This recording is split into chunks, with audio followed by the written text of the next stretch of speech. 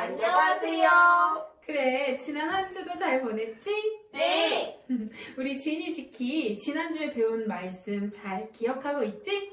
뭐였더라? 지키야, 기억 안 나? 네가 유치원에서 옛날 이야기 듣고 와서 말했었잖아. 아, 맞다. 이제 기억나요, 선생님. 그래, 이제 기억났구나? 그럼 선생님이 한번 물어볼까? 네. 오, 자신있게 대답하는데. 좋아. 세상에서는 행동을 보고 죄인과 의인을 나누는데 말씀에서 말하는 기준은 그것과 다르다고 했지? 혹시 그게 뭔지 기억나니? 뭐였지? 갑자기 생각이 안 난다. 본성? 본성이야. 그래, 맞았어. 아담 이후로 모든 사람은 죄인의 본성을 가지고 태어나게 되었는데 그 본성 때문에 자연히 말씀과는 반대되는 잘못된 행동을 하게 된다고 했지? 네.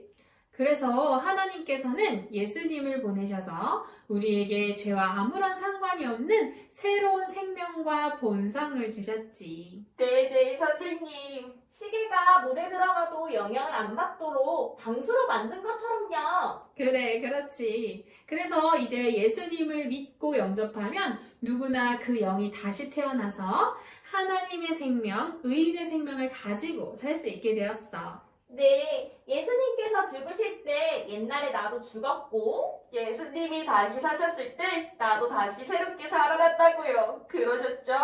맞아. 그것까지 기억하다니 대단한데? 그래서 우리는 이제 하나님과 아무 제한 없이 가깝게 교제하면서 늘 바른 것을 선택하고 행동할 수 있는 의인이 되었단다. 그러니까 우리는 늘 내가 의인인 것을 기억하고 의인답게 살아야겠지? 네, 선생님. 이제는 이번 달 구절이 무슨 의미인지 더 잘 알겠지? 우리 함께 고백해보자. 그런즉 누구든지 그리스도 안에 있으면 그리스도 안에 있으면 새로운 피조물이라 새로운 피조물이라. 이전 것은 지나갔으니 이전 것은 지나갔으니 보라 새 것이 되었도다. 보라 새 것이 되었도다. 고린도후서 5장 17절 말씀. 아멘. 고린도후서 5장 17절 말씀. 아멘. 선생님, 이거 아세요? 응? 그게 뭔데? 짠! 1, 2, 3, 4 더하기 8, 7, 6, 5. 이거 계산하는 거요. 지키야, 너 이런 문제도 풀어? 보자. 이거 네 자리가 다 똑같은 숫자네. 9,999. 우와, 어떻게 그렇게 금방 푸세요? 지키도 참. 이건 선생님 같은 어른은 누구나 금방 풀 수 있는 아주 쉬운 문제야. 어머, 이게 쉬운 문제예요? 그럼 진이 부모님께 여쭤봐도 바로 맞추실걸? 전 너무너무 어렵던데 어떻게 하는 건지 하나도 모르겠던데요. 그랬구나. 진이 지키도 조금만 있으면 이 문제 어떻게 푸는지 금방 알게 될 거야. 정말 아주 간단한 거거든. 전 숫자 세는 걸 좋아하는데도 아직 어려워 보여요. 그러고 보니까 저도 얼마 전에 엄마가 가계부 정리하시는 걸 봤는데요. 복잡한 숫자들을 막 컴퓨터로 치시고 손으로도 정리하시고 과연 저도 배워서 할 수 있을지 모르겠더라고요. 그럼 당연하지. 지금은 잘 모르니까 다 어려워 보이지만 너희도 좀 더 잘하면 충분히 다 잘할 수 있는 일이란다. 정말 그럴까요? 그러고 말고. 그런데 선생님이 이렇게 너희 이야기를 듣고 있으니까 오늘 선생님이 알려주려고 했던 내용이랑 관계가 있는데? 정말요, 선생님? 무슨 내용인데요? 알려주세요. 그래. 얘들아, 너희 혹시 이런 말 들어봤니? 그리스도인의 삶은 문제가 없는 삶이 아니라 문제를 다루고 승리하는 삶이다. 그리스도인의 삶? 그리스도인은 우리인데? 문제가 없는 삶이 아니고 뭐라고 하셨죠? 다시 말해줄게. 이번에는 한번 같이 따라해볼까? 네! 그리스도인의 삶은 그리스도인의 삶은 문제가 없는 삶이 아니라 문제가 없는 삶이 아니라 문제를 다루고 문제를 다루고 승리하는 삶이다. 승리하는 삶이다. 이게 무슨 말이에요, 선생님? 아까 지키가 덧셈 문제를 하나 가지고 왔잖아. 숫자가 4자리나 되는 거. 그 문제를 봤을 때 진이 지키는 느낌이 어땠다고 했지? 전 그런 문제를 아예 처음 봤어요. 놀랐어요. 저는 풀 수가 없어서 어렵게 느껴졌어요. 맞아, 그랬었지? 진이 지키에게 그건 해결할 수 없는 어려운 문제였어. 근데 선생님은 그 문제를 보고 어떻게 했니? 너무 금방 푸셨어요. 아주 쉬운 문제라고 하셨어요. 그래, 맞아. 선생님은 보자마자 바로 문제를 풀었어. 그런데 어떻게 그럴 수가 있었을까? 왜 똑같은 문제가 진이 지키에게는 풀 수 없는 어려운 문제이고 선생님한테는 금방 해결할 수 있는 쉬운 문제일까? 선생님은 풀 줄 아시니까? 덧셈하는 방법을 아시니까? 그래, 둘 다 맞아. 선생님은 4자리 숫자를 덧셈하는 방법을 배워서 알고 있고 너희는 몰랐지? 그러니까 선생님은 이 문제를 푸는 법을 이미 배웠고 능력을 가지고 있어서 이게 전혀 어렵게 느껴지지 않았던 거야. 근데 그게 그리스도인하고 무슨 상관이에요, 선생님? 설명해 줄게. 우리가 아까 뭐라고 함께 고백했지? 그리스도인의 삶은 문제가 없는 삶이 아니라 문제를 다루고 승리하는 삶이다 라고 했지? 네. 우리는 예수님을 영접하고 거듭나서 새로운 생명을 얻은 그리스도인이야. 또 동시에 하나님의 자녀이기도 하고 새로운 피조물이기도 하고 의인이기도 하고 그렇지? 네. 그런데 많은 그리스도인들이 약간 잘못 아는 부분이 있는데 말이야. 그게 뭔데요, 선생님? 그건 거듭나서 하나님의 자녀가 되면 이제부터는 하나님께서 지켜주시니까 삶의 문제가 하나도 안 생길 거라고 생각하는 거란다.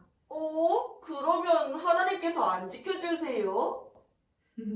안 지켜주시는 건 아니지만 우리가 이 땅에 몸을 입고 살아가는 동안에는 다양한 상황이나 환경이 생기는 게 당연한 거란다.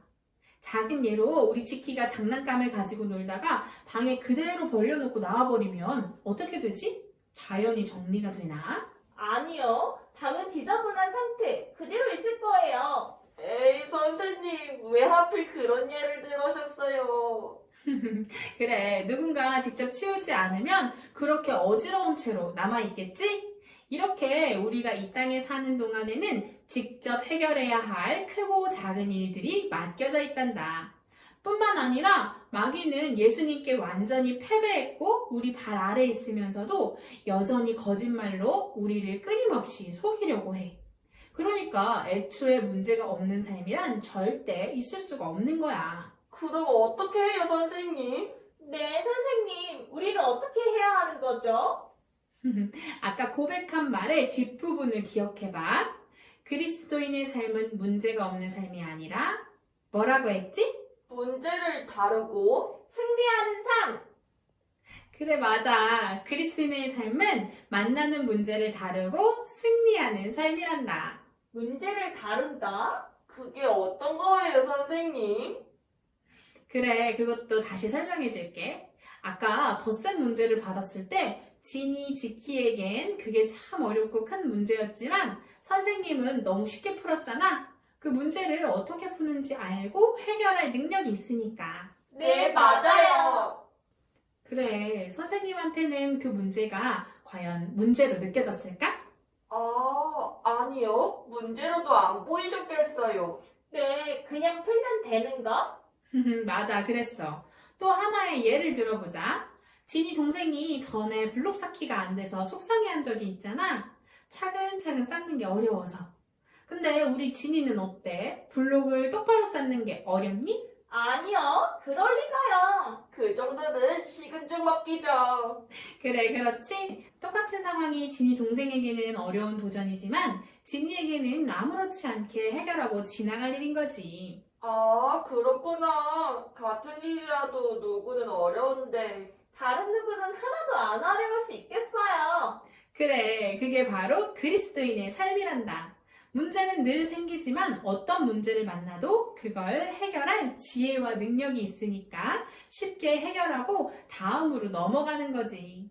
그런 사람에게는 어떤 문제도 문제가 되지 않아. 말씀에서 말하는 문제가 없는 삶이란 바로 그런 거야. 오, 이 성경 구절을 한번 볼래? 내게 능력 주시는 그리스도를 통하여 내가 모든 것을 할 수 있느니라. 빌립보서 4장 13절 말씀. 아멘. 모든 것을요? 제가 무엇이든 할 수 있는 거예요? 그렇다고 말씀이 말하고 있네. 그리고 또 다른 구절에서는 우리가 은혜의 풍성함과 의의 선물을 넘치도록 받았고 예수 그리스도로 인해 생명 안에서 다스린다고 말씀하셔. 다스린다. 우와, 어쨌든 좋은 거죠? 그럼 이 이야기를 한번 들어보렴. 어느 섬 마을에 2명의 어부가 살고 있었어요. 2명의 어부에게는 아들이 있었어요. 어느덧 아들들은 성장하여 아버지를 따라 물고기를 잡으러 배를 타고 바다로 나가게 되었어요. 아들아, 아빠가 하는 걸 잘 보아라. 영차, 영차. 아버지는 물고기가 많이 잡히는데 저는 물고기가 잡히지 않아요. 걱정하지 말거라. 아버지가 너의 물고기까지 다 잡아주마. 아버지는 매일 아들의 목까지 더 많은 물고기를 잡아서 아들에게 가져다 주었어요. 이야, 아버지가 매일 물고기를 잡아다 주시니 정말 편하구나. 아들아, 그물을 던질 때에는 엉키지 않도록 그물을 잘 추려서 배꼽 정도 위치에서 던지도록 해라. 아버지는 물고기가 많이 잡히는데 저는 물고기가 잡히지 않네요. 아들아, 물속을 잘 보고 있으면 물고기의 움직임이 보인단다. 그쪽으로 그물을 던지면 되는 거야. 우와, 아버지! 물고기가 정말 많이 잡혔어요. 아버지와 아들은 매일 더 많은 물고기를 잡았어요. 시간이 흐르고 2명의 어부는 나이가 들어 더 이상 물고기를 잡으러 나갈 수 없게 되었고 이제는 아들들이 물고기를 잡게 되었어요. 그런데 이를 어쩌면 좋아요? 아, 도대체 물고기를 어떻게 잡는 거람? 그동안 아버지께서 물고기를 다 잡아주셔서 편했었는데 이제 어떡하면 좋지? 아버지가 대신 물고기를 잡아주었던 아들은 아버지가 없이 혼자서는 아무것도 할 수 없었어요. 아버지에게 물고기 잡는 법을 배웠던 아들은 어떻게 되었을까요? 자, 여러분! 그물을 던질 때에는 엉키지 않도록 그물을 잘 추려서 배꼽 정도 위치에서 던지면 됩니다. 물속을 잘 보고 있으면 물고기의 움직임이 보여요. 그쪽으로 그물을 던지시면 됩니다. 네. 아버지에게 물고기 잡는 법을 배웠던 아들은 스스로 더 많은 물고기를 잡을 뿐만 아니라 사람들에게도 알려주어서 더 많은 물고기를 잡을 수 있게 되었답니다. 오, 첫 번째 아들은 아버지가 물고기를 잡아다 주시니까 편하긴 했는데 결국 아버지가 없으면 아무것도 할 수 없는 사람이 되었어요. 처음엔 좀 힘들어 보여도 직접 고기를 잡는 방법을 배우는 게 더 좋았네요. 아버지보다 더 크게 성공한 아들이 되었어요. 그래, 하나님께서 우리에게 주신 것도 이것과 비슷해. 하나님께서는 우리를 오직 그분의 보호에만 기대는 약한 그리스도인이 아니라 하나님께서 주신 능력을 가지고 문제를 다루어 언제나 승리를 누리는 강한 그리스도인으로 만드셨단다. 오, 하나님은 언제나 더 좋은 것을 주시네요. 그렇고 말고 우리가 가진 생명은 하나님과도 예수님과도 같은 거야. 그러니까 우리는 무슨 일이 있든 예수님처럼 탁월하고 멋지게 해낼 수 있어. 야호! 이제 그리스도인의 삶은 문제가 없는 삶이 아니라 문제를 다루고 승리하는 삶이다. 라는 말이 무슨 뜻인지 확실히 알았지? 네. 이걸 기억하면서 지금 어렵게 느껴지는 작은 도전부터 해보는 거. 할 수 있지? 네, 선생님. 그래, 좋았어. 우리 이달의 고백 함께 해보자.